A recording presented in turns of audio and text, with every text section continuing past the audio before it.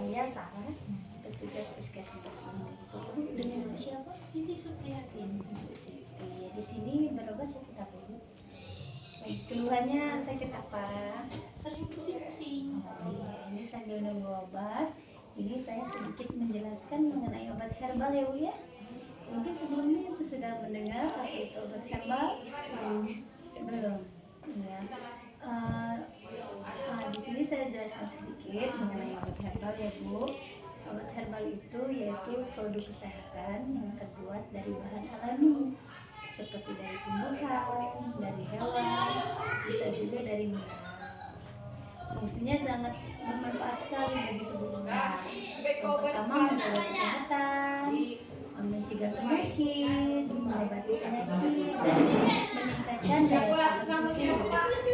Mungkin dari obat herbal ini sering kita jumpai di lingkungan sekitar kita, di rumah, apalagi kan di rumah tangga kita masak ya Bu ya. Nah, itu biasanya menggunakan obat herbal ini dari bahan-bahan alami, bahan-bahan dapur Bu. Contohnya mungkin Ibu sudah sering menjumpainya, jahe betul, iya betul, temulawak, kencur. Biasanya kan bahan-bahan itu sering dibuat minuman Bu ya. Mungkin Ibu sering buat minuman dari jahe? Jarang, ya, tapi pernah. Nah itu dikatakan obat herbal gitu.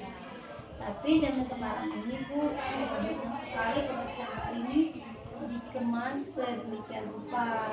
Jadi tidak langsung kita membuat sendiri, tidak bisa didapatkan di apotek dengan bentuk pil, terus ada bentuk jamu yang kita bisa langsung seduh dari kapsul gitu.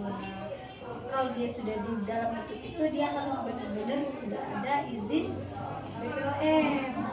Ya, kalau dia sudah ada izin BPOM, berarti produk tersebut aman, sudah lulus uji ya. Berarti memang di dalamnya kandungannya benar-benar dari bahan-bahan alami. Tetapi Bu, sekarang kan lagi marak nih obat herbal. Mungkin sering kita jumpai ya, bisa dijual bebas juga. Ada yang bisa kita dapat di Shopee mungkin, ada yang suka yang di toko-toko jamu ya, jadi di luar apotek. Nah itu kita di saat pembelian obat herbal harus benar-benar teliti dan waspada. Takutnya dia tidak ada izin BPOM-nya. Iya, kalau tidak ada izin BPOM itu yang kita takutkan isi dari bahan herbal yang sudah dijadikan pil atau kapsul tadi bukan dari bahan-bahan alami lagi. Takutnya sudah ada campuran dari obat kimia. Iya, itu yang kita takutkan. Jadi kita benar-benar harus hati-hati. Soalnya kalau seandainya kita mengkonsumsi obat herbal tersebut yang mengandung bahan kimia, itu sangat berbahaya bagi tubuh kita. Karena penggunaannya kan di bawah pengawasan dokter. Sedangkan bahan kimia harus dengan resep dokter. Iya, kalau digunakan lama panjang itu bisa menyebabkan beberapa penyakit Bu. Penyakit ginjal, jantung, hipertensi. Nah, jadi benar-benar harus hati-hati Bu ya. Ya, Ibu mau sebelumnya pernah membeli produk herbal? Pernah di Shopee. Pernah di Shopee, iya ya. Jadi lewat Shopee sangat mudah sekali kan mendapatkannya Bu ya. Iya, mungkin namanya kita kan Bu ya, pengen sakit aja pengen sembuh kan. Jadi mencari obat apa yang cocok akhirnya beli di Shopee. Nah makanya Bu, berhubung banyak sekali obat herbal, jadi benar-benar harus waspada dan teliti. Nah di sini saya akan menjelaskan ciri-ciri obat herbal yang ilegal tadi Bu. Yang pertama, tidak ada izin BPOM, BPOM ya. Yang kedua, kemasannya itu rusak atau kemasannya itu tidak jelas, maksudnya itu pakai plastik saja biasanya, polosan. Nah itu juga harus hati-hati, kan kita tidak tahu isinya apa. Iya. Yang ketiga, biasanya namanya penjual ingin memberikan iklan dengan penawaran, oh dengan meminum obat herbal ini dalam sehari bisa langsung sembuh, benar nggak Bu? Yang namanya kita lagi sakit pasti pengen cepat sembuh, ya, pasti tergiur kan dengan obat tersebut. Nah, itu juga harus hati-hati ya Bu ya, karena kalau dia benar-benar terbuat dari obat herbal itu pasti penyembuhannya secara bertahap, tidak instan, tidak langsung sembuh. Nah, itu patut kita curigai.